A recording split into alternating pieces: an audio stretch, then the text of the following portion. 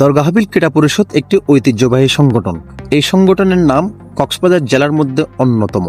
তা আমরা চেষ্টা করতেছি, আমরা যারা আগে পুরাতন ফুটবলার বা আমরা যারা আগে খেলেছি আমাদের উদ্দেশ্য হচ্ছে আমাদের অভিজ্ঞতাগুলো শেয়ার করা।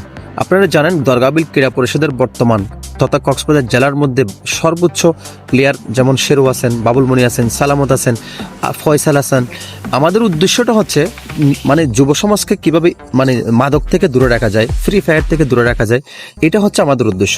আমরা মাঠে গিয়ে তাদেরকে আমাদের অভিজ্ঞতাগুলো শেয়ার করা, বা আমরা মাঠে গেলে তারাও একটু আগ্রহী হয়ে মাঠে আসবে। আমাদের উদ্দেশ্যটা হচ্ছে মূলত এটাই, আমাদের আর কোনো উদ্দেশ্য না। আমার কথা হচ্ছে আমরা যদি মাঠে যাই তাহলে কেন বর্তমান যারা ইয়ং ফুটবলার আছে তারা কেন মাঠে আসবে না। তা আমার চেষ্টাটা কতটুকু হবে জানি না।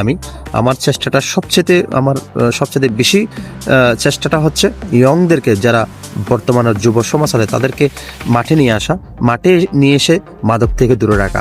এবং আপনারা সবাই দরগাহাবিল ক্রীড়া পরিষদকে সাপোর্ট করবেন এবং ইনশাল্লাহ আগের মতো দরগাহাবিল ক্রীড়া পরিষদ কিন্তু আপনাদেরকে ভালো খেলা উপহার দেবে।